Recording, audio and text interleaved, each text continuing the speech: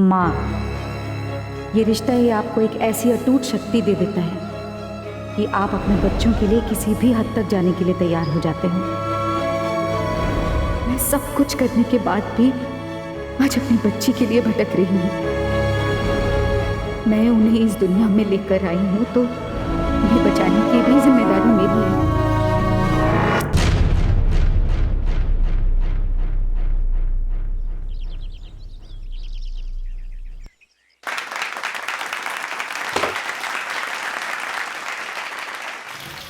बस्ती की पानी की समस्या दूर हुई है। हमारा नेता कैसा हो? कैसा हो?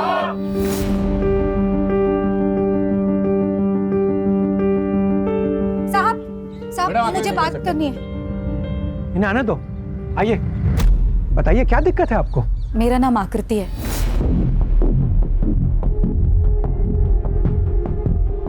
मेरे पति आप ही के जल विभाग के एक कर्मचारी थे, राजेश धोंडे। मैं उन्हीं की पत्नी हूँ। साहब, उन्हें गुजरे हुए 1 साल हो गया। मैंने कई बार आपके विभाग में आपके कर्मचारियों से मदद मांगी, लेकिन किसी ने भी मेरी गुहार नहीं सुनी। बदले में एक बात जरूर सुनी मैंने कि उनको घूस खानी है। साहब, किसी ने मदद नहीं की, लेकिन मुझे आज आपसे उम्मीद है। प्रभु, काय सांगताय है? इनके पति राजेश धोंडे हमारे डिपार्टमेंट के कर्मचारी थे। पर्सनली इनकी बातों पर ध्यान दो और इनकी परेशानी दूर करो। धन्यवाद। हमारा नेता कैसा हो? साहब, मैं ऑफिस कितने बजे आऊँ? देखिए, अभी तो मैं गडकरी जी के साथ व्यस्त हूँ। आप एक काम करिए, शाम को 7 बजे सर्किट हाउस आ जाइए, ठीक है?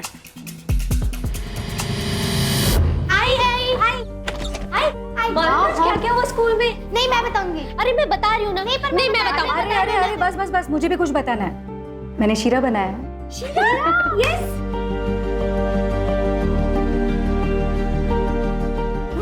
आए, अब हम खेलने जा रहे हैं। खाना फिनिश करो पहले। अरे लगता है ज्योति आ गई। हाँ चल दे। हाँ ठीक है, ध्यान से। अरे सुनील अंकल आओ। नमस्ते। नमस्ते बेटा, कैसी चल रही है तुम्हारी पढ़ाई?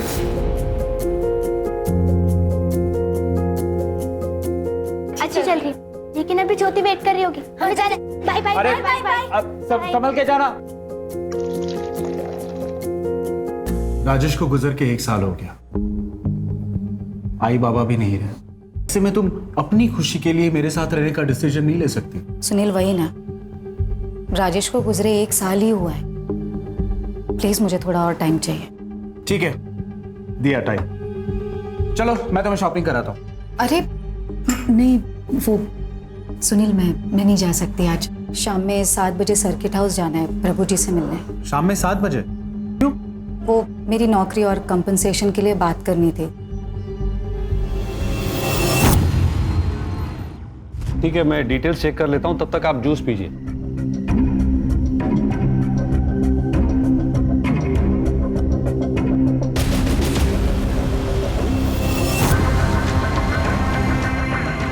मेरे खिलाफ कंप्लेंट करेगी।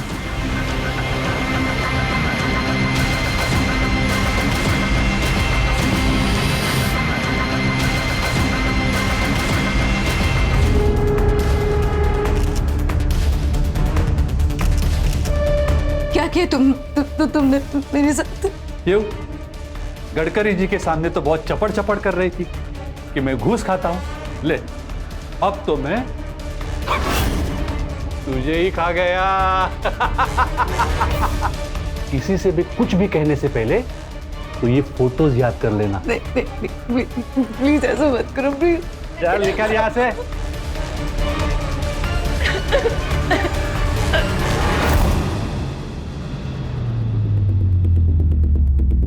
मुझे तो पहले ही शक हो गया था जब उसने तुझे सर्किट हाउस में बुलाया था। मुझे ही नहीं जाने देना चाहिए था तुझे वहां पे। उस आदमी को उसके केक की सजा मिलनी चाहिए सुनील। लेकिन कैसे मिलेगी? वो तो बोल देगा कि सब कुछ तुम्हारी मर्जी से हुआ है। तुम ही गई थी ना सर्किट हाउस उसको मिलने। ये क्या हो गया?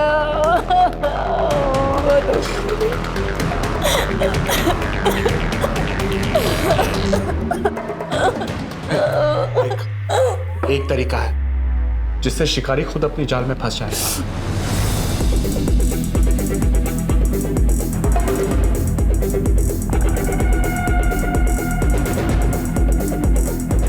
नहीं नहीं नहीं नहीं नहीं, ये भी नहीं करना, नहीं, ये नहीं होगा मुझसे, नहीं नहीं नहीं। आकृति में आहे ना तुझ्या बरोबर, है ना भरोसा?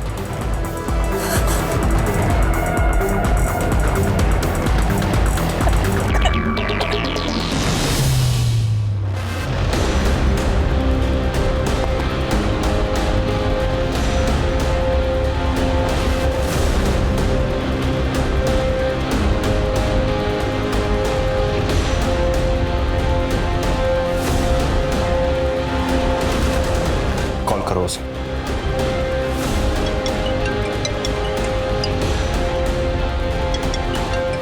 हेलो। प्रभु सर, वो आपसे उस रात मिलके बहुत अच्छा लगा। मैं सोच रही थी कि मेरे घर पे आज रात मिल सकते हैं क्या?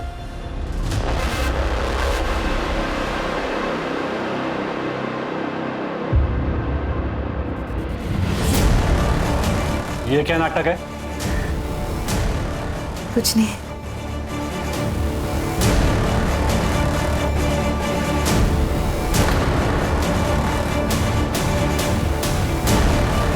तू तो फंस गया प्रभु।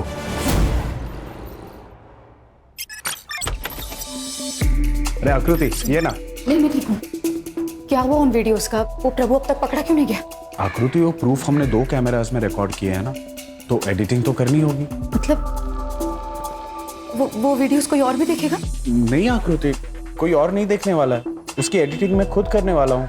1-2 दिन लग जाएंगे। सुनिए, तू घबरा क्यों रही है आकृति? भरोसा है ना मुझ पर?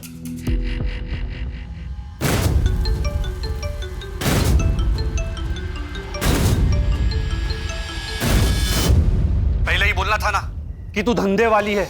ये क्या बकवास कर रहे हैं तुम? नाटक करना बंद कर। सुनील दलाल है ना तेरा? अभी 25 लाख वसूल करके गया मुझसे उस वीडियो के बदले। लेकिन ये ज्यादा दिन तक नहीं चलेगा। तुझे इसका खामियाजा भुगतना पड़ेगा।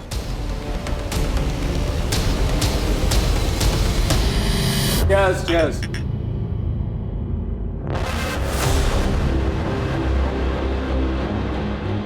योगी, मिलते हैं ना बाद में।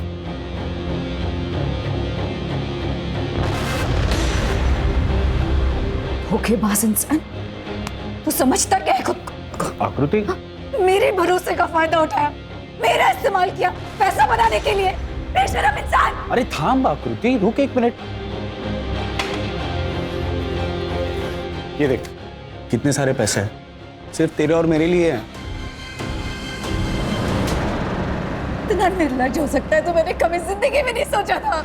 मुझसे बहुत बड़ी गलती हुई कि मैंने तुझ पे भरोसा किया, तुझसे दोस्ती की। बस सुनील, दोबारा ना मुझसे मिलने की कोशिश मत करना। तू समझने की कोशिश कर, ये बहुत ही अच्छा धंधा है। तुझे सिर्फ बड़े बड़े लोगों के साथ सोना है और मैं उसे रिकॉर्ड करूंगा। करोड़ों छापेंगे। बस!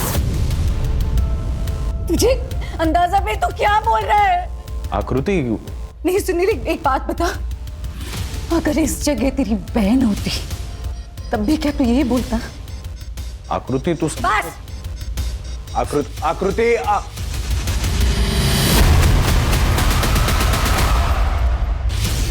अरे आ गई, चल जल्दी से हाथ धो ले, खाना खा ले। निशी कहाँ है? मुझे भी तो वो लेके जा सकती थी ना, अकेले ही चली गई। अकेले चली गई मतलब? कहाँ है निशी, कहाँ है? हाँ, सुनील अंकल लेके गए उसे। उन्होंने बोला कि आप ही ने उसे बोला लेके जाने। बोला अंकल उसे कहाँ लेके गए जहाँ मैं नहीं जा सकती। सिमी तू जाकर कपड़े बदल, मैं तुझे बाद में समझाती हूँ। आई नहीं तू जा।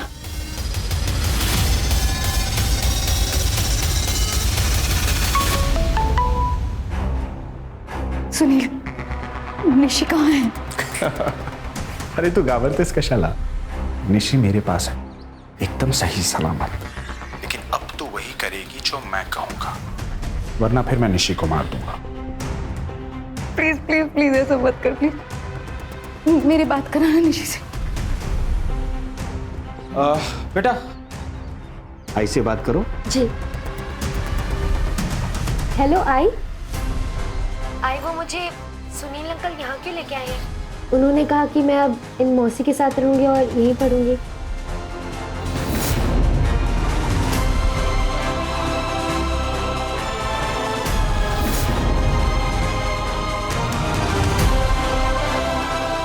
आपने कहा था उनको मुझे यहाँ लाने के लिए। हाँ, मैंने बोला था बड़े बड़े स्कूल है ना जैसे तुझे पसंद है, पढ़ाई अच्छी होगी तेरी। लेकिन आई आपने सिमी को साथ में क्यों नहीं भेजा? छोटी है ना सिम्मी, और मेरे साथ भी तो कोई चाहिए ना यहाँ पे। तू चिंता मत कर, मैं आऊंगी जल्दी तुझसे मिलने। ध्यान रखना अपना। अच्छा निशी सुन। लो बेटा।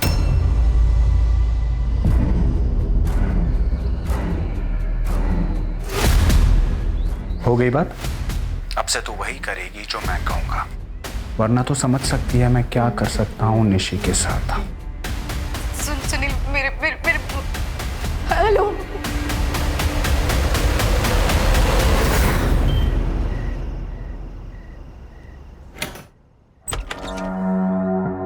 आप ही देशपांडे साहब हैं? जी।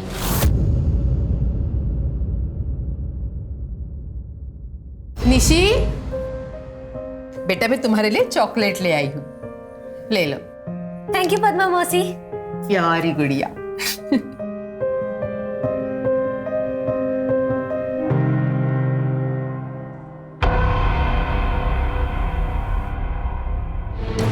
इतने समय से कहाँ छुपी है तू?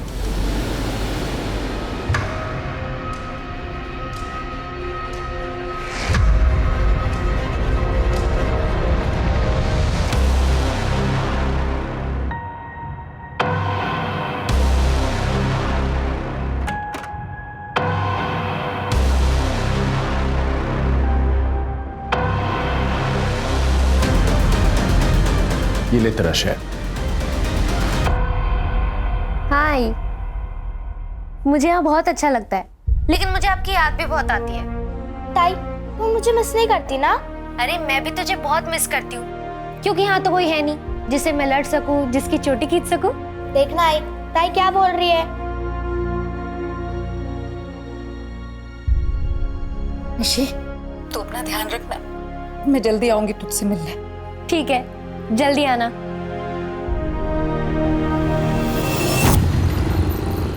क्या? एक और आदमी के साथ? हाँ तो क्या हो गया? धंधा करना है कि नहीं? हाँ?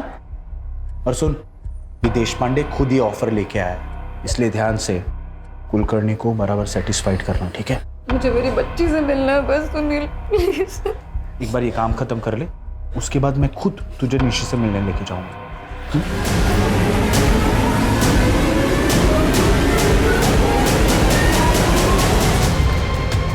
वैनी, ग्रुप बन गया है, ले लो फोटो भेज दो। भेज दिया। 17,000 ठीक रहेंगे ना? ऐसे भी निशी छोटी सी है, मैं हाँ कर देती हूँ। नहीं वैनी, रुक जा, जवान लड़कियों की बहुत डिमांड होती है, कुछ दिन रुक जा, पैसे और बढ़ जाएंगे। ठीक है। 1 लाख? वाह, सच में रतन, तेरे पास ना दिमाग है। बोला था ना। पूरे 35 लाख है ना? हाँ।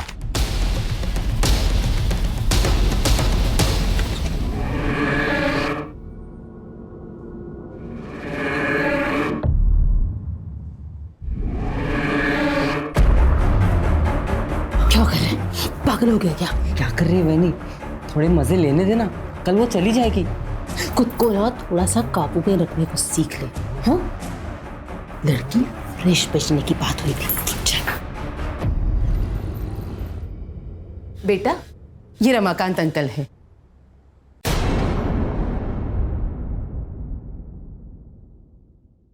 आज से तुम इनके साथ रहोगी। लेकिन मुझे इनके साथ क्यों रहना है?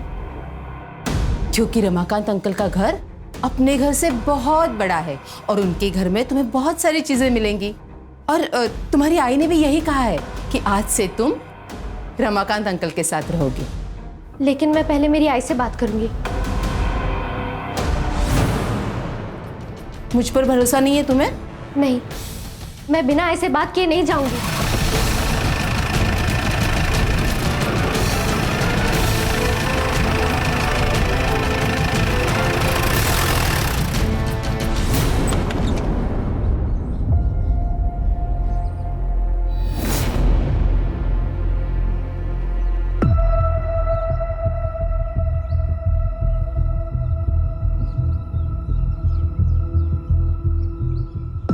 बैठ के बात कर। पूरे 35 लाख है। बाहर वेट कर, मैं आ रहा हूँ। हाँ।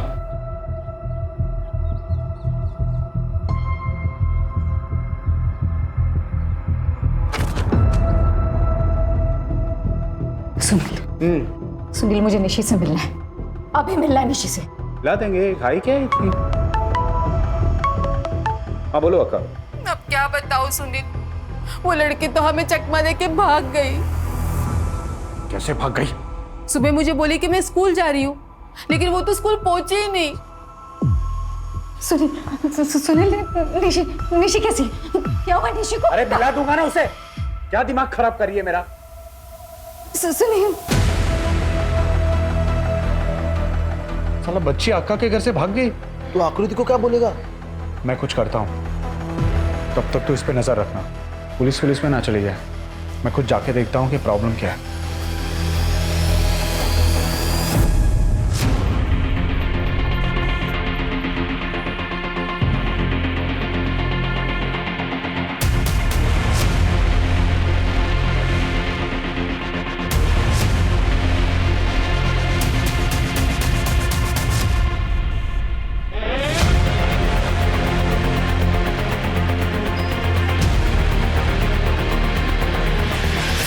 सर, ये मेरी बेटी निशी। सर, ये कल से सोलापुर से गायब है। देखिए मैडम, ये सोलापुर का केस है, तो इसकी कंप्लेंट भी आपको सोलापुर में ही फाइल करनी होगी। सर, मैं आपको पहले भी बता चुकी हूँ सर, मैं ये नहीं कर सकती, क्योंकि मुझे ये भी नहीं पता ठीक से कि ये सोलापुर में कहाँ रह रही थी। सर प्लीज ढूंढिए ना इसे सर। ठीक है, कोई बात नहीं, हम अपनी तरफ से पूरी कोशिश करेंगे निशी को ढूंढने की। अब आप जाइए।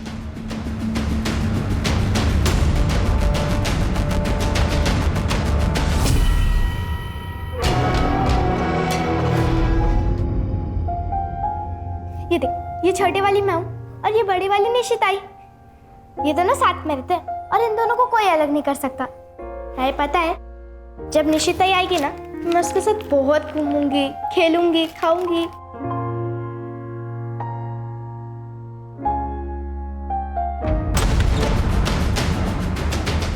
कौन है तुम?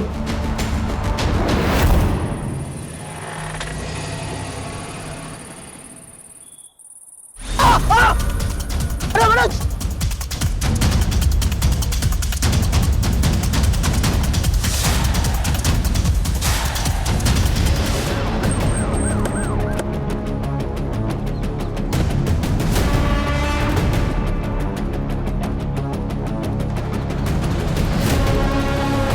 और इसके सर के पीछे गहरी चोट है। सर, बॉडी डिकम्पोज हो रही है। इसका मतलब 2-3 दिन तो हो चुके हैं इसकी मौत को। इस लड़की को देख के मुझे कुछ याद आ रहा है। एक हफ्ते पहले तुळजापुर पुलिस स्टेशन से हमें इंफॉर्मेशन मिली थी। ये देखिए, निशी धोंडे, उम्र 13 साल।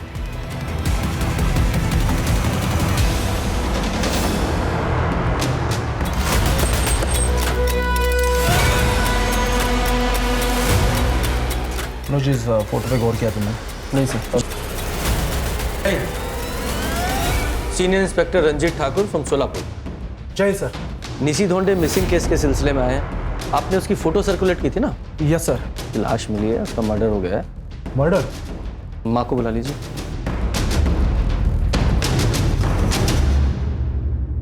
सर, फोन तो स्विच ऑफ है।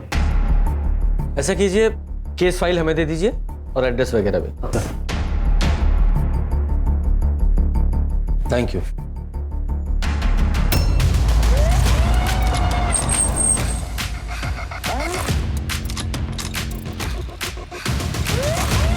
ताला लगा है। अरे सिमी रुक जा। अंकल मेरी आई कहाँ है? सर से बात करो। नमस्ते सर। नमस्ते। मेरा नाम सुलभा वैद्य है और ये सिमी है, आकृति की बेटी। सर, 2 रात पहले मैंने आकृति को अकेले रात में कहीं जाते हुए देखा था और अगले ही दिन सिमी मुझे घर पर अकेले मिली। बहुत रो रही थी। तभी मैं समझ गई कि आकृति वापस नहीं आई है। तब से ये मेरे साथ ही रहती है। और सर, आकृति का फोन भी बंद आ रहा है। ये लॉक उसके घर पे किसने लगाया? हाँ सर, वो आकृति ने मुझे इमरजेंसी के लिए एक चाबी दे के रखी थी, उसी से मैंने बंद किया। ठीक है, हमें वो चाबी चाहिए। हाँ सर, मैं लेके आती। बेटा जरा, बट आप बता सकते हो आपकी आई की किसी से लड़ाई हुई थी या उनकी किसी से दुश्मनी थी? मेरी आई बहुत प्यारी है, लेकिन मैंने उनको एक दिन किसी अंकल को थप्पड़ मारते हुए देखा था और उन्होंने उस अंकल को घर से बाहर भी भगा दिया था। कौन थे वो अंकल? उनका नाम क्या था? नहीं पता, लेकिन वो 1-2 बार सुनील अंकल के साथ आए थे। ये लीजिए।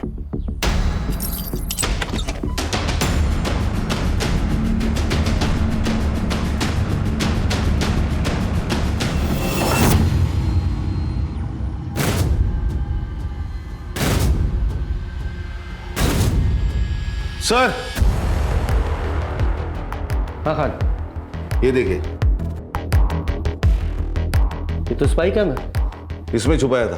ये आकृति ने अपने घर में स्पाई कैम क्यों लगा रखे, वो भी बेडरूम में? जरा बारीकी से जांच करो। Yes sir. अच्छे से तलाशी लो।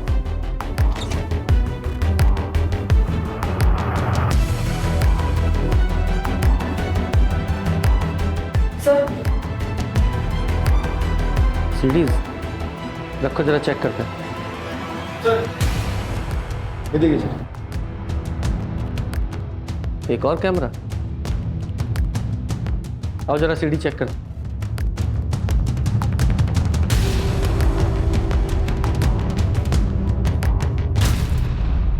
ये क्या है?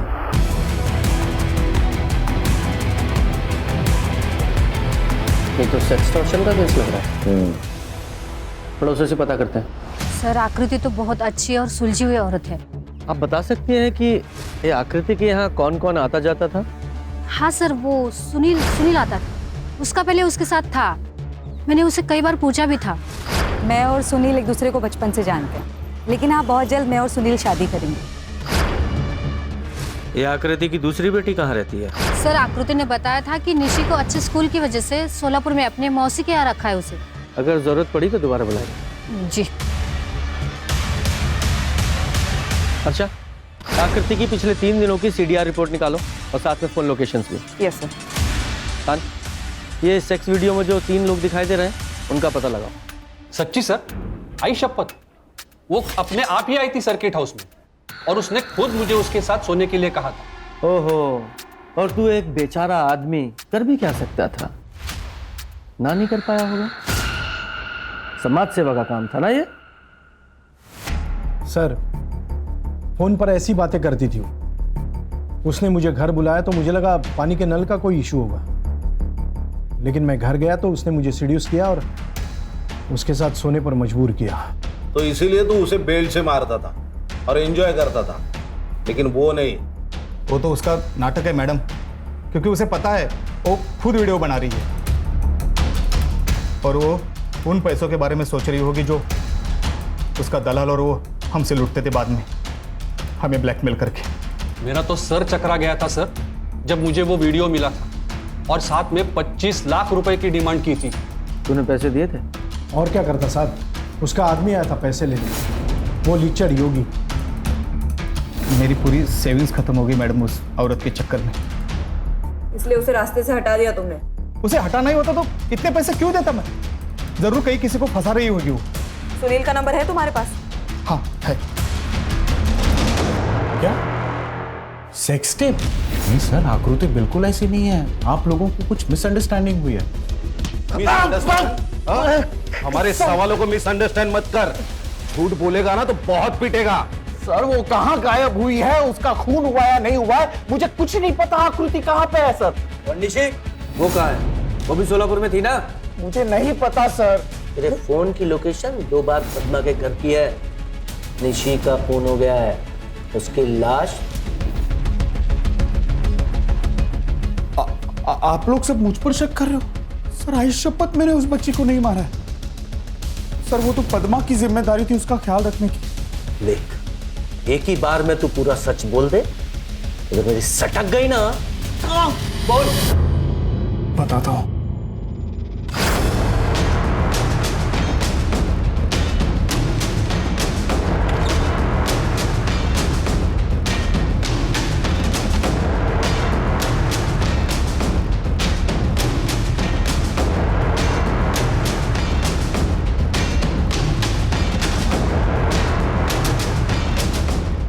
लड़की तो हमें चकमा दे के भाग गई। सर आकृति नहीं चाहती थी कि निशी वो घर में रहे, क्योंकि उसको वो सारे काम करने थे, इसलिए पढ़ाई का बहाना करके उसने मुझसे निशी को सोलापुर छुड़वा दिया। लेकिन सेक्स वीडियो देखकर ऐसा नहीं लग रहा कि आकृति सब कुछ अपनी मर्जी से कर रही? सर ऐसा लगता तो वो रेप के चार्जेस या वीडियो आउट करने की धमकी कैसे दे सकती थी वो लोगों? मैं तो सिर्फ लोगों को कॉल करता था और पैसे लेने जाता था बस। लेके जाओ उसे। सर मेरी बात मानिए, मैंने नहीं किया आकृति को। सर मैंने कुछ भी नहीं किया। सर चेक करो। ऋषि तो सुबह उठकर स्कूल चली गई थी, फिर उसके बाद वो घर पर वापस आई नहीं। झूठ मत बोल।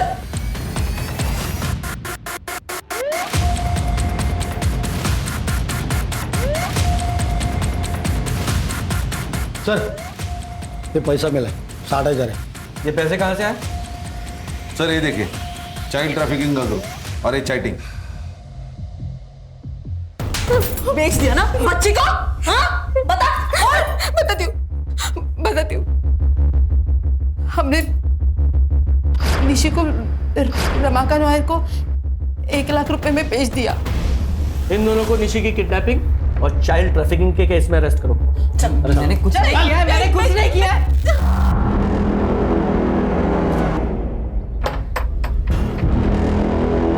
सर इंक्वायरी करो।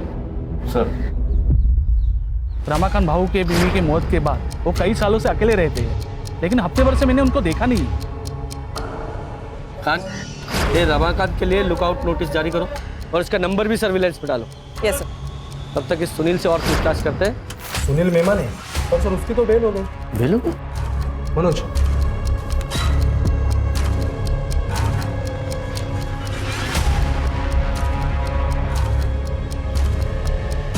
अच्छा, वो लेडी कांस्टेबल कहाँ है जो उस दिन वहाँ थी? आपका मतलब वृंदा? सर उसकी तो तबीयत ठीक नहीं है, तो वो छुट्टी पे है सर। पर क्या हुआ सर, कुछ काम था? नहीं काम नहीं था, लेकिन कई दिन से दिखाई नहीं थी, इसलिए पूछा। ठीक है सर। जय हिंद सर। जय हिंद। चलो। एक और आदमी था ना जो सुनील की जगह वो ब्लैकमेल के पैसे लेने जाता था? हाँ सर, वो कमलेश योगी। आकृति मुझे बहुत पसंद थी साहब, उसके साथ वो मैं सारे मजे लेना चाहता था। मैं कई बार उसके करीब जाने की कोशिश भी की।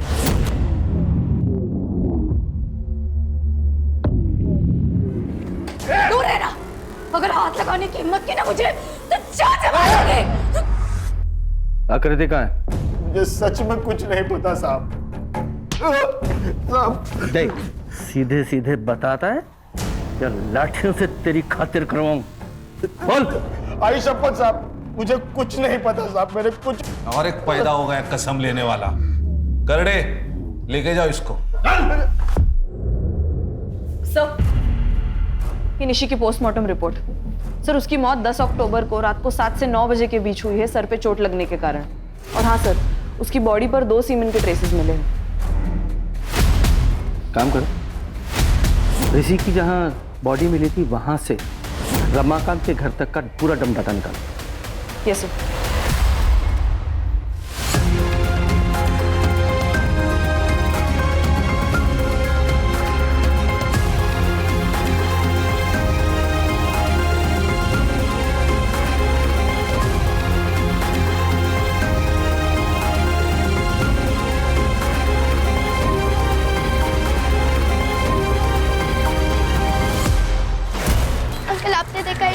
आपने देखा है क्या? मेरी आई नहीं है।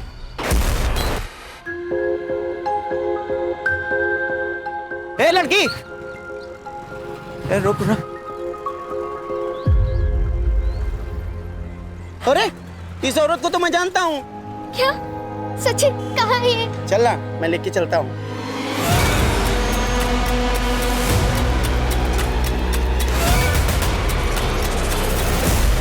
मैडम, सिमी घर पर नहीं है। मुझे लगता है वो अपने आई को ढूंढने के लिए बाहर चली गई है। मुझे बहुत डर लग रहा है। सिमी का फोटो मुझे तुरंत भेज दीजिए, मैं सर्कुलेट कर देती हूँ। हाँ, मैं अभी भेजती हूँ। सर, ये डम डेटा में कुछ भी अनयूजुअल नहीं है। अरे रमाकांत का फोन नंबर, उसके ऊपर भी कोई एक्टिविटीज नहीं है। जिस जगह पे मर्डर हुआ उस जगह पे रमाकांत का फोन मौजूद नहीं था। इनफैक्ट वो टाइम पे और डेट पे कोई भी फोन मौजूद नहीं था। अच्छा, सिमी का कुछ पता चला? हाँ सर, कांस्टेबल को वो टेम्पो के नीचे छुपी मिली। मैंने उसे सुलभा के घर छोड़ दिया। तो रमाकांत के बारे में एक इन्फॉर्मेशन मिली है। एलटी रोड के एटीएम से उसने कैश विड्रॉ किया था। बैंक से भी ये बात क्रॉस चेक की है हमने। चलो।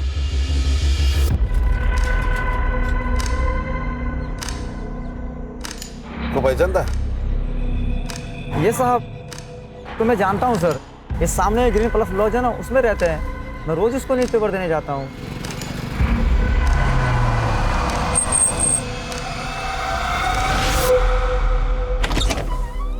जी, मुझे पता था कि निशी की जब आपको बॉडी मिलेगी तो आप मुझे ही पकड़ने आओगे, इसलिए मैं यहाँ आकर छुप गया।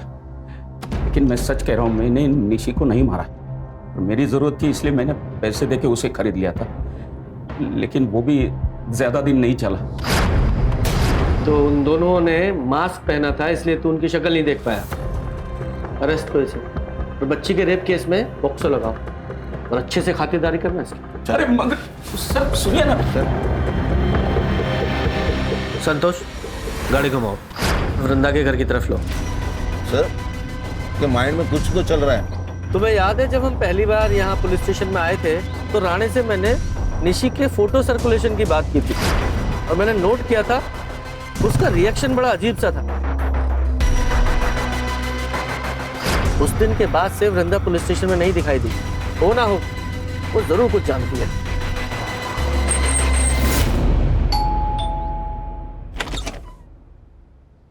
सर, आप? हमने सुना है कि तुम्हारी तबीयत खराब है, इसलिए हालचाल लेने चले आए। क्या हुआ है तुम्हें? वैसे देखने में बीमार नहीं लग रही हो, थोड़ी परेशान जरूर लग रही। कुछ बताना चाहती हो? कुछ मालूम है तुम्हें? नहीं, बोलो। ये सर, मुझे आपको कुछ बताना है। उस दिन आकृति जब निशी की मिसिंग कंप्लेन करवा के गई, सर मैं निशी का फोटो सर्वर पर अपलोड कर देती हूँ। कोई जरूरत नहीं, मैं पर्सनली इस मैटर की छानबीन करूंगा। मैंने क्या किया? मैंने क्या? सच बोल दे, चल। तो सर, मैंने ही आकृति का इस्तेमाल करके जल विभाग के ऑफिसर को ब्लैकमेल किया। उसके बाद मैंने राणे सर को और मनोज को बात करते हुए भी सुन लिया था। अब क्या करना है सर? कमाने का मौका मिला है मनोज, इसका हमें भरपूर फायदा उठाना चाहिए। लेकिन सर, औरत की लड़की गायब है। हाँ तो हमारे बाप का क्या जाता है?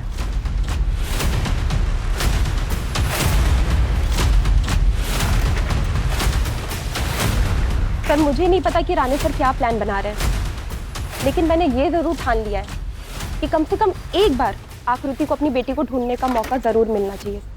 राणे सर को पता चल गया था, वो फोटो मैंने उनसे छुप के अपलोड की थी, इसलिए उन्होंने मुझे ऑर्डर किया कि मैं सिक लीव ले लूं। सर, वृंदा झूठ बोल रही है। मैंने सुनील को नहीं पीटा था, वो मुझे फंसाने की कोशिश कर रही है सर। और वो तुम्हें क्यों फंसा रही है? क्योंकि सर, उसके कॉन्फिडेंशियल रिपोर्ट पे मैंने खराब रिमार्क दिए थे कि वो अपने काम में कैपेबल नहीं है, और शायद वो इसी बात का मुझसे बदला ले रही। चलो मान लिया वो तुमसे बदला लेना चाह। वो सुनील आया, उसे आपसे कुछ जरूरी बात करनी। बुलाओ उसे, बोलो। सर, मैं आपसे कन्फेस करने आया हूँ। आकृति आपको कभी नहीं मिलेगी। मैंने उसे मार के फेंक दिया है। क्या? बॉडी किधर है?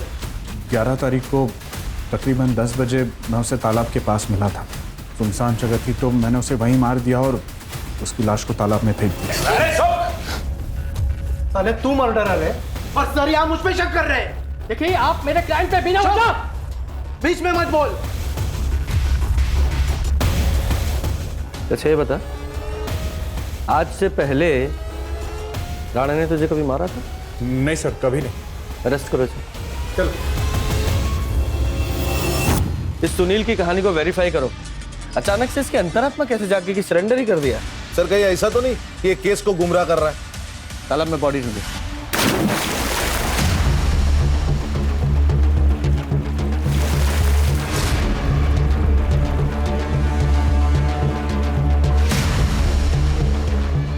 ये आकृति तो नहीं। इस बॉडी का डीएनए निशी की बॉडी के डीएनए से मैच कराओ। Okay sir.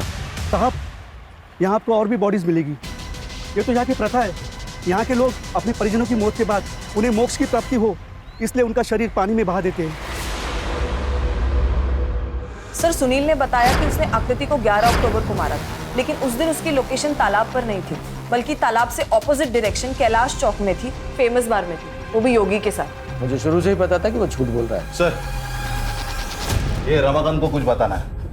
सर, वो निशी को जिन 2 आदमी ने उठाया था उनके बारे में मुझे कुछ याद आया।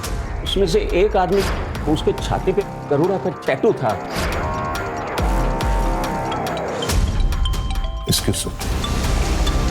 हेलो, क्या? हाँ, हम लोग आ रहे हैं। सर, आकृति की बॉडी मिली। चलो।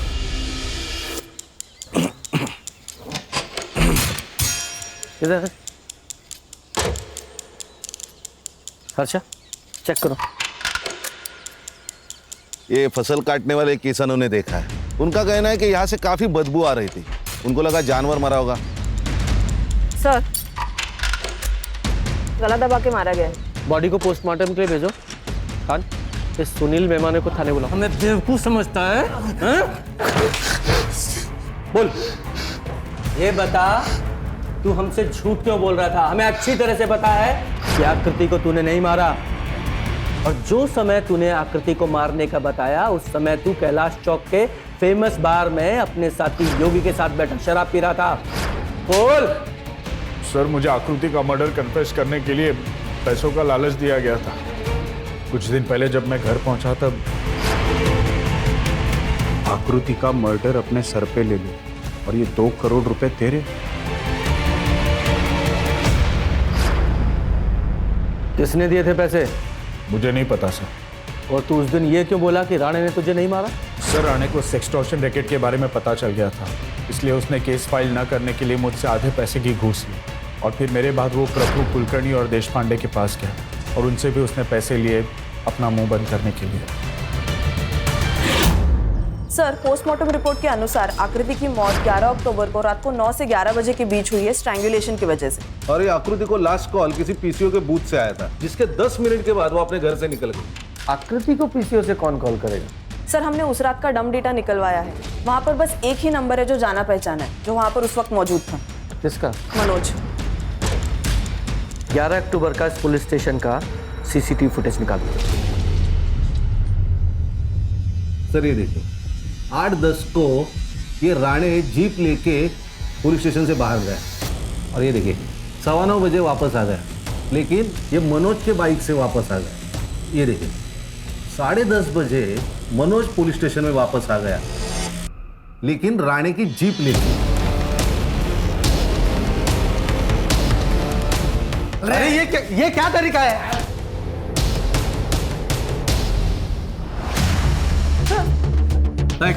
ये तेरा टैटू, ये रमाकांत ने उस समय देखा था जब तू उसके घर से निशी को किडनैप करके लेकर आया था। बोल। हाँ, मैंने ही ये सब किसी के कहने पर किया है। हत्या की वजह से कहीं उनका नाम सबके बीच में ना आ जाए। उन्होंने कहा कि आकृति को भी मारना पड़ेगा, तो इसीलिए मेरे कहने पे मनोज ने अगले दिन आकृति को फोन किया। क्या सच में पता चल गया कि निशी कहाँ है? अरे, राणे साहब को कुछ लीड मिली है। उन्होंने तुम्हें वो तुलजा देवी मंदिर है ना, उसके पास मिलने के लिए बुलाया। मेरी निशी कहाँ है? मर गई है। मैंने उसका रेप करके उसे मार दिया।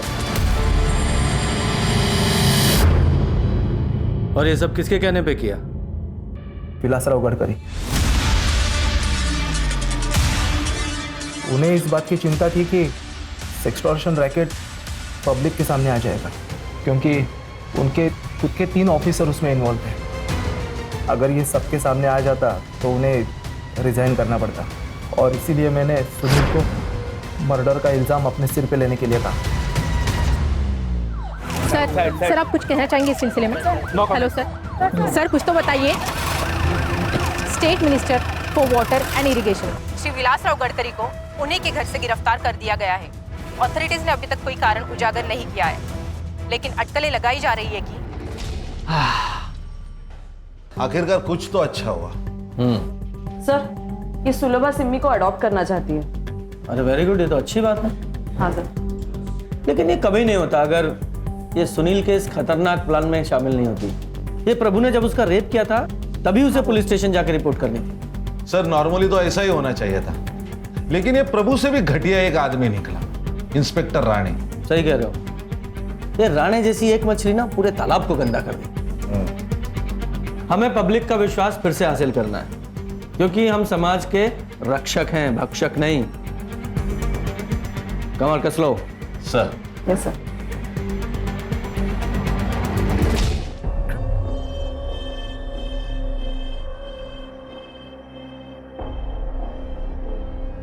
जब से ये वर्दी पहनी है तब से इस वर्दी पर एक दाग नहीं लगने दी, लेकिन गुनाहों का यह दलदल इतना गहरा है कि इसका कीचड़ साफ करते करते अब मैं थक गया हूं।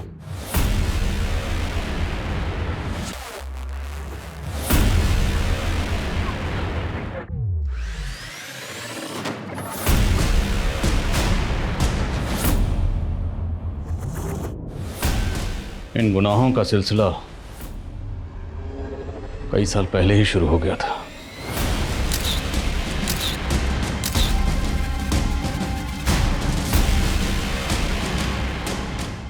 उनका हर कदम उस गुनाह की काली कहानी लिख रहा था।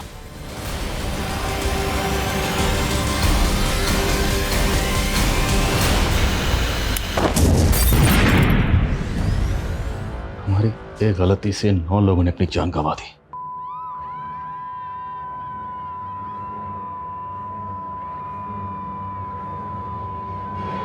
एक फूल की इतनी बड़ी सजा, और इस फूल ने हमारी वर्दी पर एक ऐसा दाग लगा दिया जो कभी नहीं मिट पाएगा।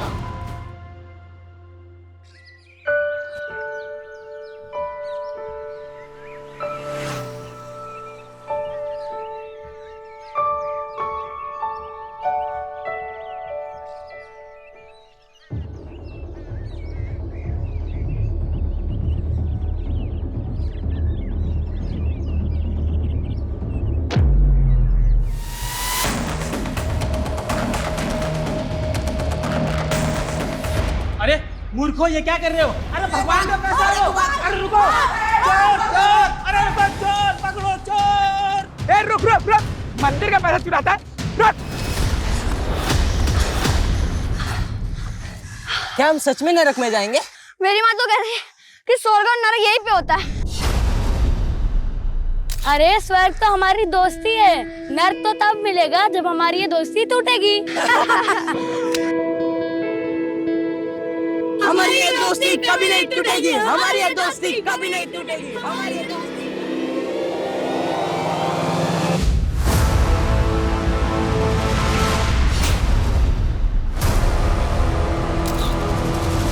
दोस्ती नहीं बची तो अब दोस्त भी नहीं बचेंगे। जयंत और गुरु को अगर मुझसे कोई बचा सकता है तो वो है सिर्फ उनकी मौत।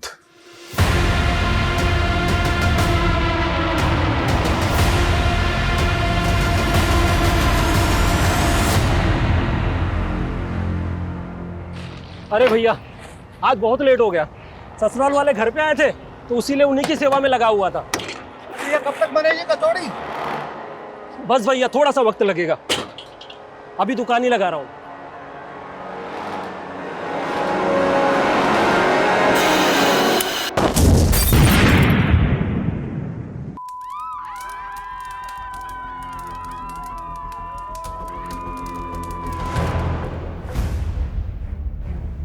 पहले ये माना जा रहा था कि ये धमाका किसी गैस सिलेंडर के फटने से हुआ है, लेकिन अब सामने आ रहा है कि ये धमाके के पीछे किसी आतंकवादी संगठन का हाथ भी हो सकता है। सरकार ने आश्वस्त किया है कि एटीएस पूरी गंभीरता से इस मामले की जांच करेगी।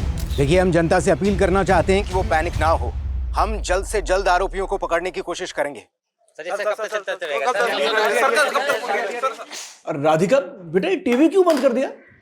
पापा, नाना बनने वाले आप। ऐसी खबरें सुन के ना मेरा बच्चा डर रहा है। अच्छा, तो ये टीवी हमारे नाती ने बंद करवाया है। हाँ हाँ, तो समझ जाओ इशारा कि आगे आगे इस घर में हमारे नाती का राज चलने वाला है। बिल्कुल। वैसे नातिन भी तो हो सकती है ना? अरे भाई, राम जाने वो तो है, दोनों का ही वेलकम है यहाँ। अरे हाँ, तुमने दामाद जी से फोन पे बात कर ली ना कि भाई डिलीवरी के वक्त उन्हें फुर्सत मिल जाएगी काम से या नहीं? हाँ पापा, उन्हें तो बेसब्री से इस बच्चे का इंतजार है। वो तो हमें भी है। हाँ? नमस्ते चाचा जी। नमस्ते नमस्ते दीक्षा बेटी। ये लीजिए चाचा जी, आपके लिए स्पेशल करेले की चटनी, आपकी डायबिटीज में बहुत फायदा करेगी। भाभी आप कितना सोचते हो पापा के लिए। हाँ भाई, कहीं तेरा ससुर बुरा ना मान जाए जो तुम हमारी इतनी सेवा करती रहती हो।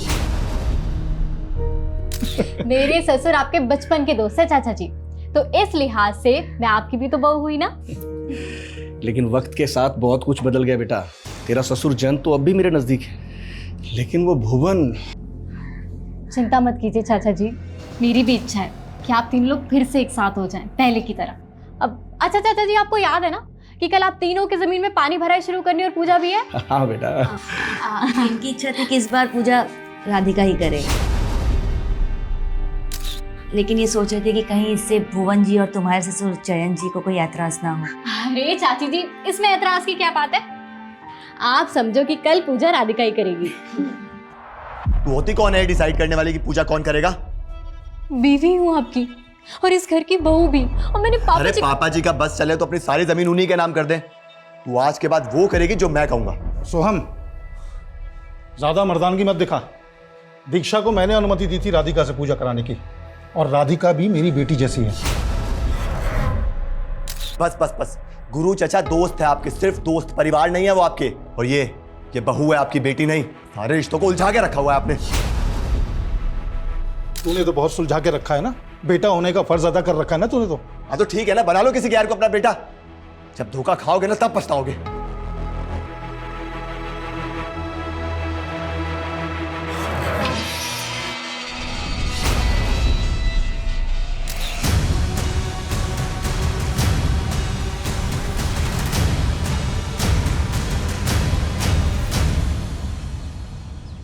जयंत, भुवन से बात हुई क्या?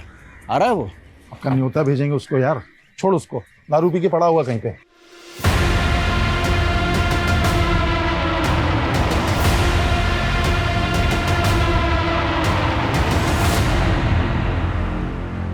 अरे उस जमीन को लेकर कितने सपने देखे थे हम दोस्तों ने, लेकिन वो कल तक मरने के लिए तैयार था और आज मिलना भी नहीं चाहता है। यार वो हमारी दोस्ती के काबिल ही नहीं है यार। लेकिन इस जमीन में उसका भी हिस्सा है, जो भी फसल होगी ना उसे भी भिजवा देंगे। अच्छा, मतलब मेहनत हम करें, फल वो खाएगा?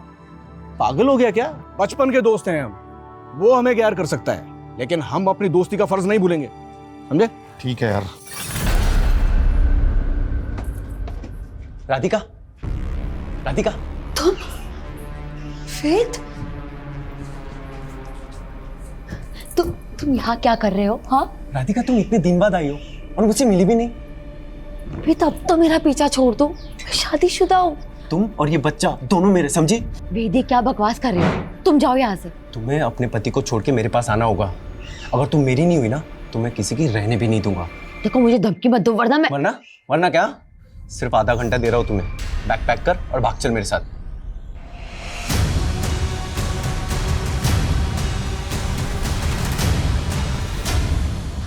भाभी प्लीज, किसी को कुछ मत बताना, रिक्वेस्ट प्लीज।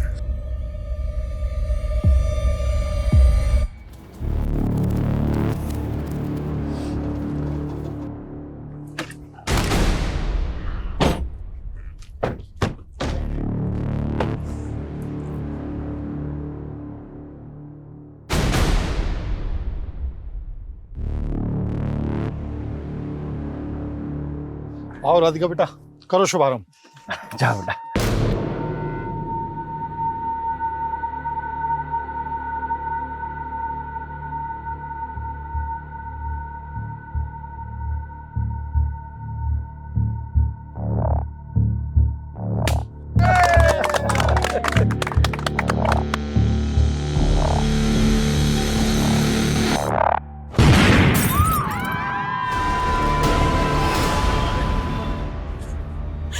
संभालिए चाची। दीक्षा, ये सब कैसे हो गया दीक्षा?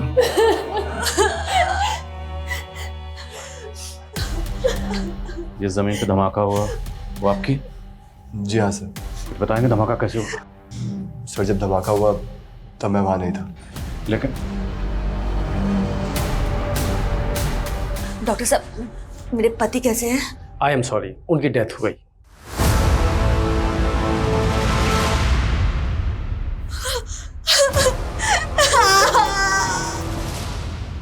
सर, इस हादसे में 4 लोगों की जान चली गई। गुरु, उनकी प्रेग्नेंट बेटी राधिका और उनके खेत में काम करने वाले 2 वर्कर। और सर मेरे पापा? वो काफी सीरियस है, हमें उनका पैर काटना पड़ा।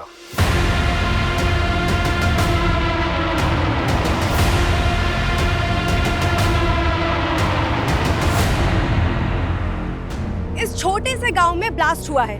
इस ब्लास्ट में 4 लोगों की मौत और एक व्यक्ति गंभीर रूप से घायल है। धमाके की वजह अब तक पता नहीं चल पाई है।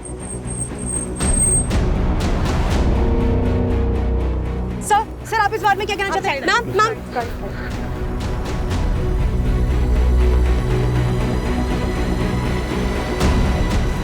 सर, मेरी ट्यूबवेल कमेटी के मैनेजर से बात हुई।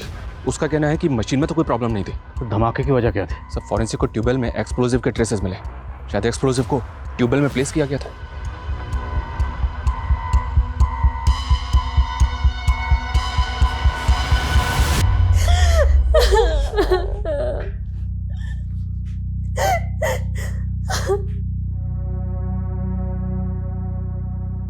दोस्ती नहीं बची तो अब दोस्त भी नहीं बचेंगे। जयंत और गुरु को अगर मुझसे कोई बचा सकता है तो वो है सिर्फ उनकी मौत। मेरा पूरा परिवार तबाह हो गया।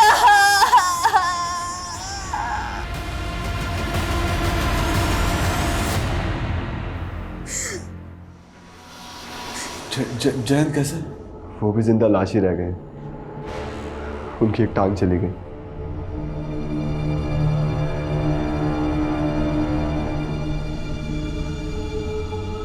हम तीनों मिलके ना एक बड़ी सी जमीन खरीद लेंगे और उस पे हम खेती करेंगे और हम तीनों भाइयों की तरह हमेशा एक साथ रहेंगे। भाइयों, सालों का सपना पूरा हो गया। ये रही हमारी जमीन। सपना पूरा कैसे नहीं होता गुरु, बहुत दिल से देखा था। लेकिन यार, आधी उम्र निकलने के बाद ये सपना पूरा हुआ है। अगर तुम दोनों से पहले मैं ऊपर निकल लिया ना तो जमीन तुम दोनों के नाम। जयंत पागल हो गया क्या? अरे शुभ शुभ बोल, क्या बोली जा रहा है? वैसे तेरी बात में दम है जयंत। अगर हम तीनों में से कोई भी पहले निकल गया ना भगवान से मिलने, तो जो बच गया जमीन उसकी। अबे फिर तो गुरु की लॉटरी निकल जाएगी। मेरी क्यों? अबे जोशी ने बोला है 100 साल जिएगा कम वक्त। फॉरेंसिक रिपोर्ट के मुताबिक बम बनाने के लिए जिलेटिन स्टिक्स और बारूद का इस्तेमाल किया गया और बम को ट्यूबवेल के पावर स्विच के साथ कनेक्ट किया गया ताकि जैसे ही ट्यूबवेल ऑन हो धमाका हो जाए। सर, ये जिलेटिन स्टिक्स और बारूद का इस्तेमाल तो मोस्टली टेरर ग्रुप ही करते हैं। लेकिन टेरर ग्रुप का मकसद तो ज़्यादा से ज़्यादा जान और माल का नुकसान करना होता है, जबकि यहाँ पे पर्पसली एक ही फैमिली को टारगेट किया गया। फैमिली के 2 मेंबर्स के साथ साथ खेत में काम करने वाले 2 मजदूर भी मारे गए। गुरु का दोस्त जयंत वो बच गए। तो क्या सर, आपको इसमें कोई पर्सनल एंगल दिखाई दे रहा है? जयंत की हालत स्टेबल होने दो, फिर उससे बात करते हैं। और हमें इस केस को एस्केलेट करके सेंट्रल एजेंसीज की मदद लेनी होगी। बम धमाका हुआ है, छोटा केस नहीं। शायद उनके डाटाबेस से हमें इस केस में कुछ हेल्प मिले।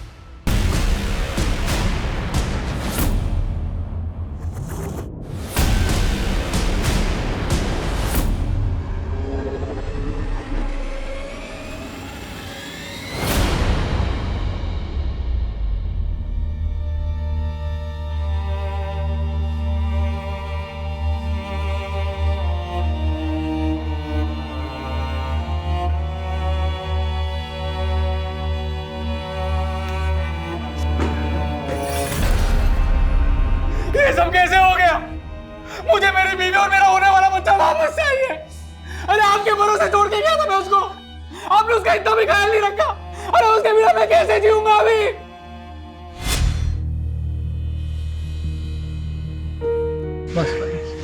अच्छा नीरज जी, आप इसको यहाँ लेकर आ गए। अब आपको तो फुर्सत होती है नहीं, डिलीवरी तक ये हमारे साथ ही रहेगी, हम इसका ख्याल रखेंगे।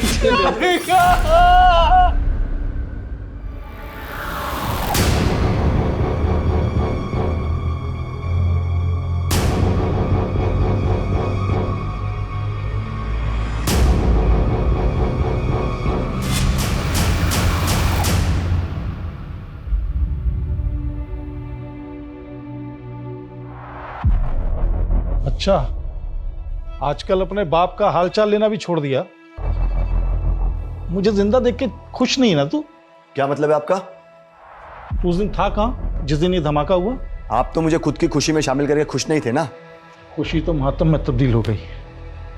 मेरा दोस्त चला गया, उसकी बेटी चली गई। उनके बुरे कर्म, नहीं बच पाए वो, लेकिन आपने जरूर कुछ अच्छे कर्म किए होंगे जो आपकी जान बच गई। तो मुझे कोस के ना आपका ये पैर वापस नहीं आने वाला, समझे?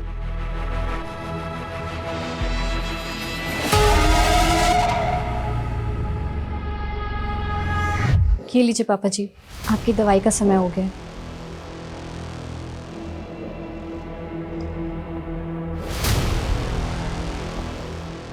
तुझे क्या लगता है सबके पीछे मेरा बेटा? नहीं नहीं पापा जी, ऐसा मत सोचिए आप। अब इससे और चौकन्ना रहना होगा। Please have a seat. इस गांव में जैसा ब्लास्ट हुआ है, 1 महीने पहले मुरादाबाद सिटी में हुआ ब्लास्ट भी बिल्कुल ऐसा ही था। यहाँ ट्यूबवेल में जिलेटिन स्टिक्स और एक्सप्लोसिव का इस्तेमाल किया गया और वहां पर उन्हें एक स्टोव में प्लांट किया गया था। नज़रपुर मुरादाबाद से महज 20 किलोमीटर दूर है, तो इन दोनों ब्लास्ट का आपस में क्या कनेक्शन हो सकता है? और उस ब्लास्ट में तो किसी टेरर ग्रुप के इन्वॉल्व होने की अटकलें थी, लेकिन अभी तक किसी टेरर ग्रुप का लिंक नहीं मिला है इसके पीछे। और वो जो बॉम्ब था, होममेड बॉम्ब था। Homemade bomb? यस, एकदम देसी तरीके से बनाया गया। तो क्या ये मुमकिन है कि ये दोनों बॉम्ब बनाने वाला शख्स कोई एक ही हो? हमारे इन्फॉर्मर्स के टिप पर हमने ऐसे कई ठिकानों पर रेड मारी जो एंटी सोशल ग्रुप द्वारा ऑपरेट किए जा रहे थे, लेकिन कोई ब्रेक थ्रू नहीं मिला। हमारे लिए सबसे बड़ा सवाल ये है कि ये जिलेटिन स्टिक्स और डिटोनेटर उस अननोन बॉम्ब मेकर तक पहुंच कैसे रहा था। जिलेटिन स्टिक्स मोस्टली माइंस में ब्लास्ट के लिए इस्तेमाल होती हैं, तो हो सकता है वहां से किसी ने। लेकिन इंटेलिजेंस तो माइंस ब्लास्टिंग के ठेके लेने वाली हर कंपनी पर कड़ी नजर रखती है। उन्हें जो जिलेटिन स्टॉक्स अलॉट होता है, वहां से तो एक भी बॉक्स का इधर उधर होना इम्पॉसिबल है। हमने पर्सनल लेवल पर भी इस केस को इन्वेस्टिगेट किया, सारे इंजर्ड और डेड लोगों से कनेक्टेड लोगों के बैकग्राउंड्स चेक किए, लेकिन कहीं से कोई क्लू नहीं मिला। हमारे विक्टिम की फैमिली में ऐसा कोई लगता नहीं जो इस तरह का बम बना सकता है। But you have to investigate it. मुझे लगता है अब हमें इस केस को फ्रेश पर्सपेक्टिव से देखना होगा। We have to take personal angle. हमें देखना होगा कि हमारे विक्टिम की फैमिली से जुड़ा वो कौन शख्स है जो इस तरह का होममेड बम बनाकर ये धमाके कर रहा है।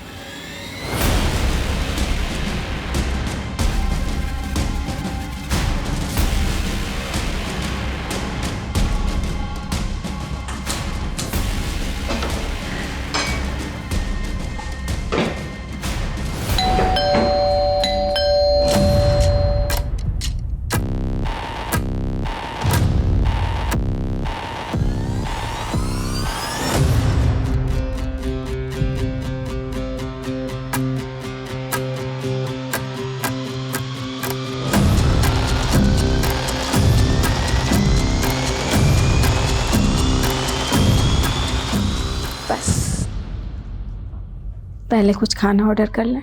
बिरयानी ऑर्डर कर दे, भूख लगी है। ये लो। और मैंने सोचा तुम्हें मेरी भूख है। क्यों, तुझे मेरी आग नहीं लगती? अपने दुश्मनों की चिता को ठंडा करके आ गए मेरी चौखट पर आग जलाने। तेरे बिना तो मैं बुझा हुआ कोयला हूँ सुंदरी। जब तक तेरी चिंगारी नहीं लगती ना, मुझ में आग नहीं लगती।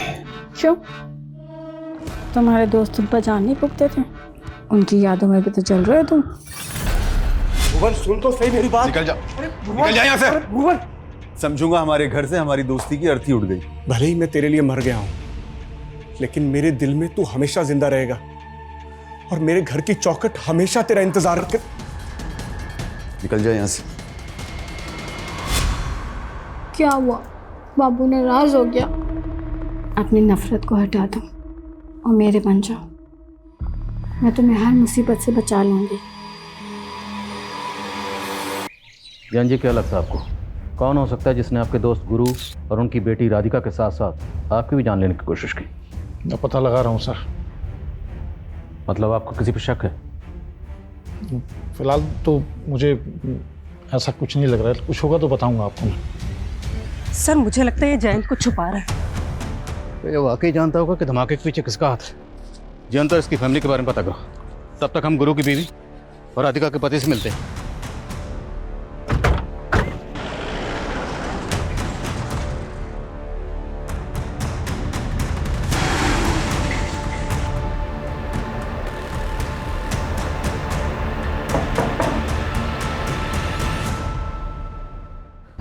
आपको किसी पे शक? कोई ऐसा है जो आपकी बेटी राधिका और आपके पति गुरु को इस तरह मरवा सकता है? मुझे तो कुछ समझ में नहीं आ रहा है। राधिका तो यहाँ रहती भी नहीं थी, वो तो बस डिलीवरी के लिए मायके आई थी। नीरज जी, आपको किसी पे शक? एक्सक्यूज मी सर, मैं आपको कुछ बताना चाहती हूँ। तुम्हें अपने पति को छोड़ के मेरे पास आना होगा। अगर तुम मेरी नहीं हुई ना तो मैं किसी की रहने भी नहीं दूंगा। दीक्षा भाभी आप क्या बोल रही हो? सॉरी नीरज जी, लेकिन यही सच है। सर वो वेद राधिका को अपने साथ भागने के लिए बोल रहा था, और सर मैंने ये सब इसलिए पहले नहीं बताया क्योंकि मैं नहीं चाहती कि राधिका के चरित्र में कोई लांछन लगे। वेद है कौन? सर शादी से पहले राधिका और वेद एक दूसरे से प्यार करते थे। पापा मुझे कुछ नहीं समझना है, मैं वेद से प्यार करती हूँ और उसी से शादी करूंगी। वो जाहिल गवार इस घर का नौकर बनने के लायक नहीं है, और तुम उसे घर का दामाद बनाना चाहती हो। पापा भले उसे अपना दामाद ना बनाओ, लेकिन मैं उसे अपना पति मान चुकी हूँ। राधिका मैं तेरे हाथ जोड़ता हूँ, मेरी बात मान जा बेटा।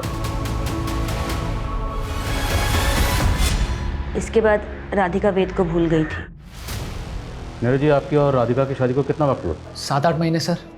तो इन 7-8 महीनों में राधिका ने कभी अपने पास के बारे में आपको कुछ नहीं बताया? नहीं सर। ये वेद रहता कहाँ? सर मैंने कुछ नहीं किया सर मैंने कुछ नहीं किया सर मोटर मैकेनिक हूँ सर, घर से सारा काम संभालता हूँ। और आपको सर मैं बॉम्ब बनाने वाला दिख रहा हूँ। कोई मिला नहीं तो आप मुझे फंसा दोगे। फंसाएंगे नहीं, साबित करेंगे। अगर सच नहीं बोलेगा ना तो ऐसे ही धोएंगे तुझे। मैं सच बोल रहा हूँ सर, मैंने कुछ नहीं किया है। मैं सर राधिका से प्यार करता था और राधिका भी मुझसे शादी करना चाहती थी, लेकिन सर उसके बाप ने। लेकिन उसके बाप ने क्या? उसके बाप और राधिका दोनों को? नहीं सर, राधिका मेरे बच्चे की माँ बनने वाली थी। क्या बोला तुमने? सर राधिका मेरे बच्चे की माँ बनने वाली थी सर।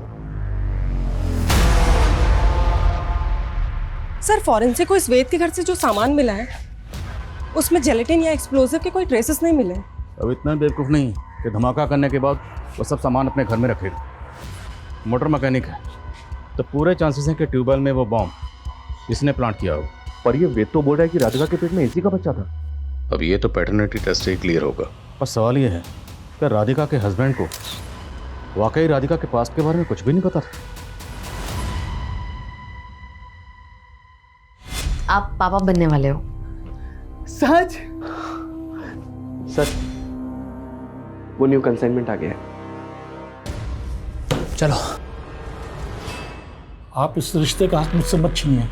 आप रख लीजिए पैसे, रख लीजिए। इन पैसों से मेरा दुख कम नहीं होगा। मैं जानता हूँ पैसों से सिर्फ घर की जरूरतें पूरी हो सकती हैं, पति की कमी तो दूर नहीं होगी। लेकिन आपको कभी भी किसी चीज़ की जरूरत हो तो आप बोलना, झिझकना मत। सर एक बात जयंत ने भी हमसे छिपाई और गुरु की बीवी ने भी हमको नहीं बताई। कौन सी बात? हम सिर्फ जयंत और गुरु को इस जमीन का हिस्सेदार समझ रहे थे, जबकि इस जमीन का एक तीसरा हिस्सेदार भी है, जयंत और गुरु का दोस्त भुवन। ये तीनों हर साल इस जमीन पे पहली पानी भराई और पूजा करते थे, लेकिन इस साल इस अवसर पे भुवन शामिल नहीं हुआ था। क्यों? जयंत और गुरु का भुवन से झगड़ा चल रहा था। मजदूरों का कहना है कि इन तीनों की दोस्ती टूट चुकी थी। तो क्या गहरी दोस्ती गहरी दुश्मनी में बदल गई? इतनी गहरी कि दोस्त ने दोस्त की जान ले ली? हो सकता है सर। वो कहते हैं ना, इस सारे संसार में फसाद की जड़ सिर्फ ये 3 चीजें हैं, जर, जोरू और जमीन। अगर हम तीनों में से कोई भी पहले निकल गया ना भगवान से मिलने, तो जो बच गया जमीन उसकी। हम आप लोगों से ये जानना चाहते हैं कि पानी भराई और पूजा की परंपरा में अचानक बदलाव क्यों और कैसे किया गया? क्योंकि पूजा तो आप तीनों दोस्त हर साल तीनों मिलकर ही करते थे। सर इस बार भुवन तो आया नहीं था, तो गुरु चाहता था कि इस बार की पूजा राधिका के हाथों हो। क्या कोई बाहर वाला आदमी जानता था कि पूजा में राधिका शामिल होने वाली? आप ऐसा क्यों पूछ रहे हैं? अगर इस पूजा की परंपरा में बदलाव नहीं किया गया होता तो भुवन की गैरहाजिरी में पूजा में आप और गुरु बैठे, राधिका नहीं। मतलब ये कि टारगेट आप और गुरु दोनों हो सकते हैं। अब ये बताइए वो कौन हो सकता है जो दोनों जमीन मालिकों को मारना चाहता था? भुवन पे तो शक नहीं है आपको? तो आप बताइए, अगर भुवन ऐसा कर सकता है तो ऐसा क्यों करेगा? क्योंकि सर हमारी सालों की दोस्ती एक बहुत बुरे मोड़ पे आके टूटी थी। जैन, अरे भुवन को तुझसे कुछ बात करनी है। अरे तो तू बिचौलिया क्यों बन रहा है? वो बोलेगा ना। यार मैं हमारी दोस्ती क्या रिश्तेदारी में नहीं बदल सकती? मैं चाहता हूँ यार सोहम और मीनाक्षी की शादी हो जाए। अरे यार तूने मेरे मन की बात छीन ली यार। और सोहम और मीनाक्षी तो बचपन के दोस्त हैं। ये हुई ना बात। जयंत, तुझे मालूम है ना मीनाक्षी थोड़ा हकलाती भी है। अरे नहीं बेटा, तो हमारी बहू नहीं हो, बेटी हो। खुश रहो। हाँ जयंत, सोहम और मीनाक्षी की जोड़ी बहुत अच्छी लगेगी। बेटा। नमस्ते बेटा। मीनाक्षी से मिलो। हाय सोहम। हाय मीनाक्षी। ये क्या बदतमीजी है सोहम? तुझे पता है हम यहाँ किस लिए इकट्ठा हुए हैं आज? हाँ पता है मुझे। आप लोग यही चाहते हो ना कि मैं शादी कर लूं? ठीक है। दीक्षा,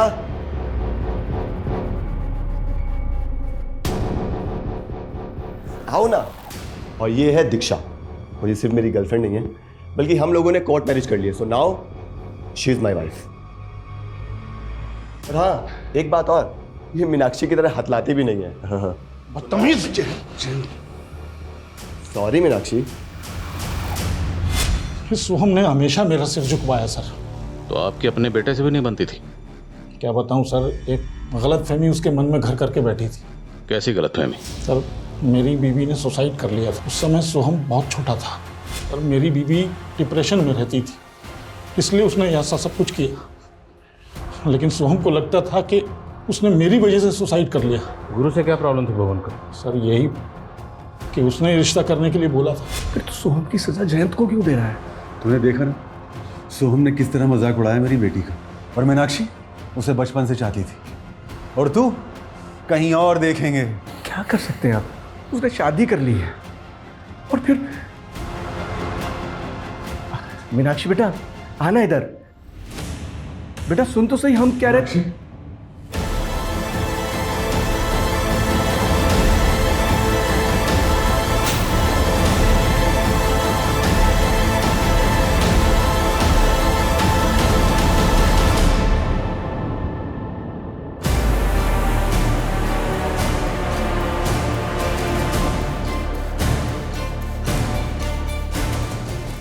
मीनाक्षी बच गई, लेकिन उसकी आवाज़ चली गई। भुवन टूट गया था, शराब में डूब गया था। हम दोनों को अपना बैरी समझने लगा था सर। मंजू जी, आपको भी यही लगता है कि भुवन ऐसा कर सकता है? जी।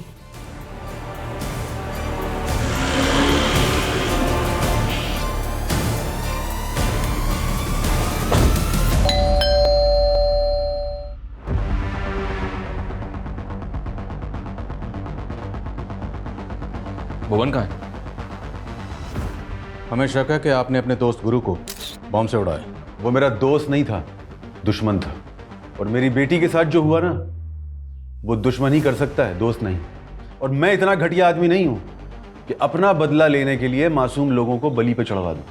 कहना क्या चाहते हैं? कहना ये चाह रहा हूं कि गुरु और राधिका की मौत के बाद जयंत का मन तो अंजू के घर पे ही लगता है। जो भी बात है साफ साफ बोल। उसकी एक टांग कट गई तो इसका मतलब ये नहीं है कि वो धमाके नहीं करवा सकता।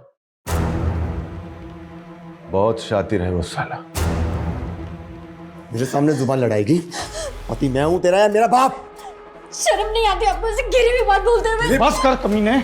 इस लड़की को लव मैरिज करके लाया है तू ना, और अब इसके साथ ऐसा व्यवहार कर रहा है। अब इसे फेंक के बाहर दूसरी लेके आऊंगा। बताओ क्या करोगे? आपने भी तो मेरी माँ के मरने के बाद बाहर बहुत मुंह मारे हैं ना। और अब ये गुरु चाचा की बीवी को ले जा रहे हैं। वाह तमीज। गलत किया मैंने जो अपनी जबान बंद रखी। पुलिस को तेरा नाम बता देना चाहिए था मुझे। आदिल खान जी, कहां तक पहुंची आपकी जांच? पर्सनल एंगल तो कई सामने आए, लेकिन अभी तक हमारे हाथ में एक भी ऐसा पुख्ता सबूत नहीं लगा जिससे ये लगे कि हमारी सस्पेक्ट लिस्ट में कोई ऐसा है जो इस तरह बम बनाकर ये जुर्म कर सकता है। Okay sir, paternity test report आ गई है। तो अगर नीरज ये राज जानता था, वो भी अपनी बीवी राधिका को इस बेवफाई की सजा दे सकता है। ये नीरज अपनी बीवी के साथ बरेली में रहता था ना। तुरंत बरेली जाओ, उसके घर में सर्च करो। Okay sir.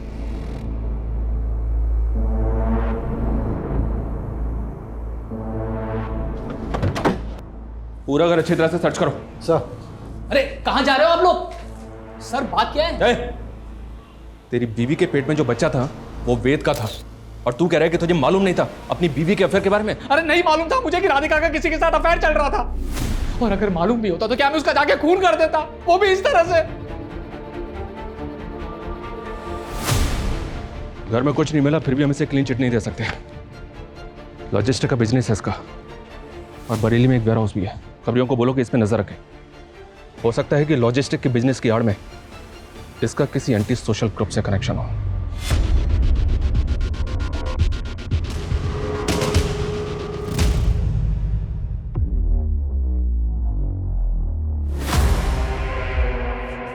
पापा जी आपकी चाय।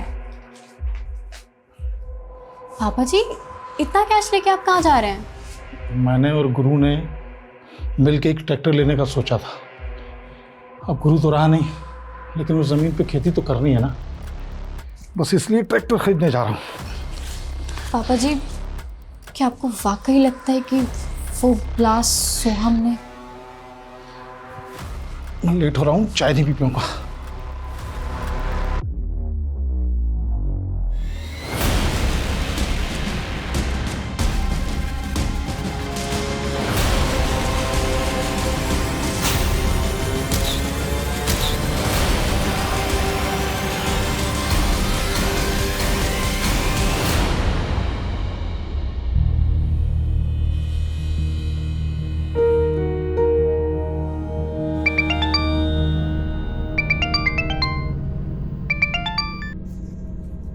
अंजू भाभी कहाँ हैं आप?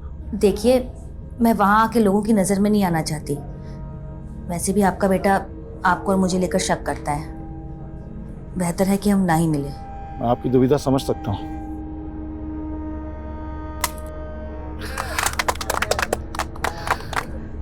चलिए पापा जी, पहली बार ट्रैक्टर आप स्टार्ट कीजिए।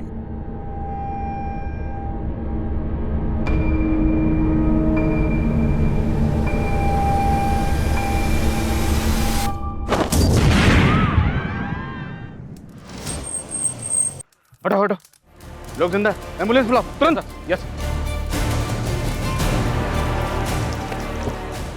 पापा, पापा। सर ऐसा लग रहा है इस बार बॉम्ब ट्रैक्टर में प्लांट किया गया था। एक विटनेस के मुताबिक ट्रैक्टर स्टार्ट करते ही ब्लास्ट हो गया। मुरादाबाद में स्टोव में ब्लास्ट हुआ, और यहाँ पे पहले ट्यूबवेल में, ट्रैक्टर में ब्लास्ट। शर्मा, आखिर ये कौन है जो इस तरह बम ब्लास्ट करके एक के बाद एक धमाका कर रहा है? दीक्षा, दीक्षा, ये सब कैसे हो गया दीक्षा? सब पापा जी की गलती थी कि उन्होंने तुम्हें बचा। तुमने मार डाला पापा जी को।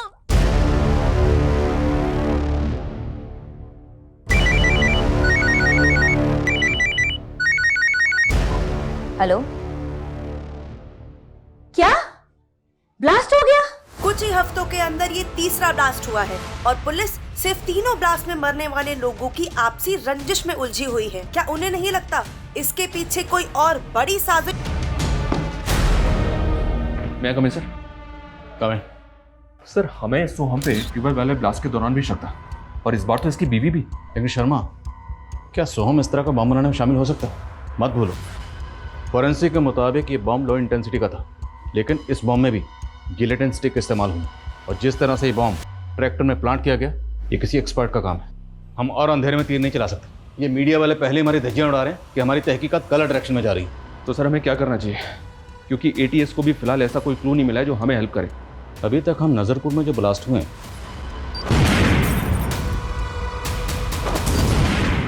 उन्हीं को इन्वेस्टिगेट कर रहे हैं, पर अब मुझे लग रहा है कि जो मुरादाबाद में ब्लास्ट हुआ उसमें जो एटीएस की इन्वेस्टिगेशन है, हमें उसे भी क्लोजली स्टडी करना चाहिए, क्योंकि हो सकता है उस इन्वेस्टिगेशन में कोई ऐसी बात हो जो एटीएस से मिस हो गई, लेकिन वो बात हमारी नज़र में आ जाए। सर,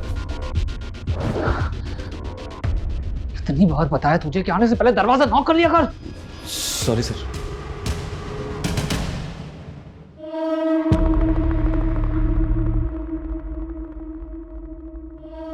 तुम अपनी नफरत को भुला दो, मैं तुम्हें हर मुसीबत से बचा लूंगी।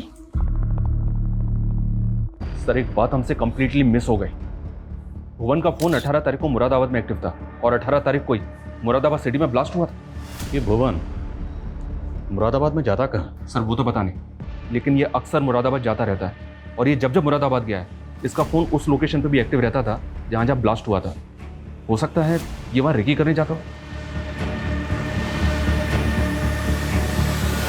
सर मुरादाबाद तो रोज़ हज़ारों लोग आते जाते हैं। मैं मुरादाबाद गया और मैंने बम ब्लास्ट कर दिया। तो ये बता कि मुरादाबाद में जाता कहाँ? सुंदरी के यहाँ गया था। कौन सुंदरी? प्रोस्टिट्यूट है सर। 18 तारीख की रात में उसी के साथ। सब पता किया हमने। तो मुरादाबाद में कुंजा मार्केट भी जाता है, वही कुंजा मार्केट जहाँ पे ब्लास्ट हुआ था। बोल क्या छिपा रहा? सर मैं तो उस मार्केट में कचौड़ी खाने जाता हूँ गांव लौटने से पहले।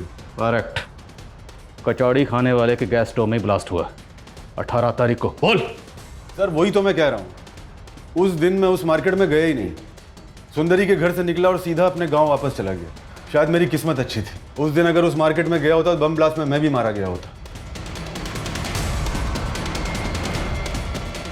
तू कहना क्या चाहता है? कोई ऐसा है जो तुझे मारना चाहता है? मुझे कौन मारेगा सर? तुम लोग 3 दोस्त हैं, तू, भुवन और गुरु। गुरु मारा गया ट्यूबवेल ब्लास्ट में और जयंत मारा गया ट्रैक्टर ब्लास्ट में। तो तीनों दोस्तों में से बचा कौन? तू। और ब्लास्ट कहाँ पे हुआ? कुंजा मार्केट। वही कुंजा मार्केट जहाँ तू अक्सर जाता है। शायद कोई ऐसा है जो ये जानता है कि तू जब भी मुरादाबाद आता है तो कुंजा मार्केट ज़रूर जानता है, इसीलिए ब्लास्ट कुंजा मार्केट में किया गया। जहन पे जोर डाल और बता कि वो शख्स कौन है। सर ये बात तो सिर्फ सुंदरी जानती। अरे तू यहाँ क्या कर रहा है? तेरे भुवन चाचा को पुलिस ने गिरफ्तार कर दिया, तू निकल यहाँ से। अरे लेकिन मुझे अभी तो अंदर तू जान। अरे सर लो, मैंने पकड़ लिया। अरे सर मैंने पकड़ लिया। इसको भी लेके चलो। अरे मुझे क्यों लेके जा रहे हो? मैंने क्या किया? अरे साहब मेरा काम है धंधा करना, अब चाचा हो या भतीजा मुझे क्या फर्क पड़ता है? और इन दोस्तों को मार के मुझे क्या मिलेगा? सर मेरा कोई लेना देना नहीं है धमाकों से। अगर कुछ भी छुपाया ना और हमें पता चला तो उधेड़ेंगे तुझे। और छुपाने को बचा ही क्या है, सब कुछ तो सामने खुल गया है। 18 तारीख को मुरादाबाद में हुए ब्लास्ट से 10 दिन पहले 8 तारीख को बरेली रोड पर दंगे हुए थे। तभी इस जिलेटिन बॉम्ब की साजिश की शुरुआत हुई थी। लेकिन बरेली में हुए दंगों का इन धमाकों से क्या कनेक्शन है? दंगों के कारण 3 दिन तक शहर में कर्फ्यू रहा था, जिस वजह से एक माइनिंग साइट पर जाने वाले जिलेटिन से भरे ट्रक को कंपनी को 3 दिन के लिए बरेली के गोडाउन में रखना पड़ा था। उस वक्त कंपनी ने हमसे ये बात छुपाई थी कि उस ट्रक में से 147 जिलेटिन्स गायब हो चुकी थी। हमें शक है कि ये चोरी उसी वक्त हुई जब वो ट्रक नीरज के गोडाउन में खड़ा हुआ था। नीरज के गोडाउन पे? माइनिंग कंपनी के हिसाब से वो जिलेटिन स्टिक तेरे गोडाउन से चोरी हुई। सर माइनिंग कंपनी वाले झूठ बोल रहे हैं। मेरा मतलब है कि मेरे गोडाउन से आपको कुछ मिला क्या? आदिल खान जी। शर्मा। इस नीरज के गोडाउन से किसी भी तरीके का एक्सप्लोसिव या जिलेटिन नहीं मिला है।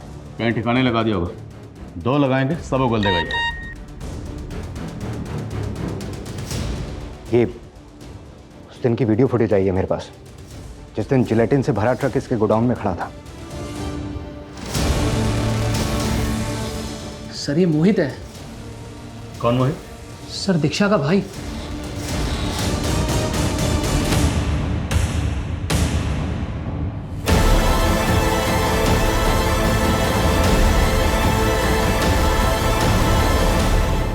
कौन सोच सकता है ये मासूम से दिखने वाले भोले वाले चेहरे किसी की जान भी ले सकते हैं। सर वो तीनों इंसान नहीं, जानवर थे, जानवर। सर उन तीनों ने मिलकर हमारी माँ का रेप किया था। हमारी माँ का रेप? 10 साल पहले जब मैं और मोहित बच्चे थे और हमारी माँ एक गेस्ट हाउस में सफाई का काम करती थी। अरे सर आप? सरिता? सरिता? सरिता? क्या हुआ तुम्हें? सरिता? हमारा बाप गया था पुलिस के पास मदद मांगने के लिए, पर किसी ने उनकी बातों को सीरियसली नहीं लिया। हमारा बाप टूट चुका था।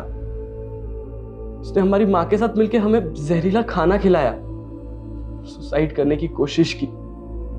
लेकिन हमारे पड़ोसी आ गए और हमें हॉस्पिटल ले गए।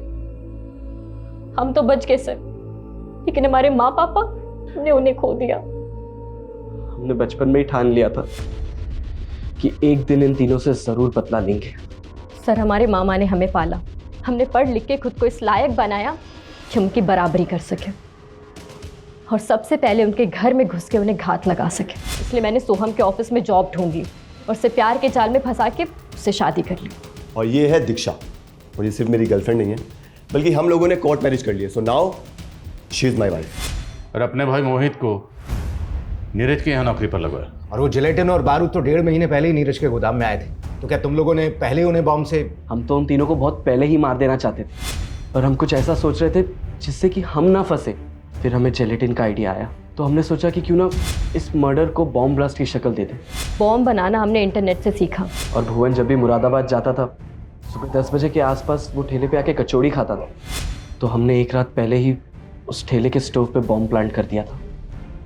लेकिन उस दिन बॉम्ब स्टॉल गया ही नहीं, सब बच गया।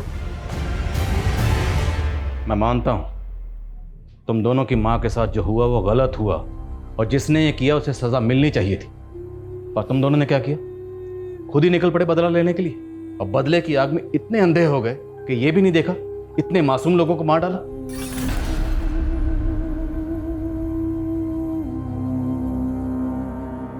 ये कोई भूल नहीं थी, बल्कि बहुत बड़ी गलती हुई थी हमारे पुलिस डिपार्टमेंट से। अगर उन लोगों ने दीक्षा की मां सरिता के रेप केस को सीरियसली लिया होता और उसके गुनहगार भुवन, जयंत और गुरु को पकड़ लिया होता, तो दीक्षा और मोहित ये बदले का खूनी खेल ना खेलते और इतने मासूम लोगों की जान यूं ही ना जाती।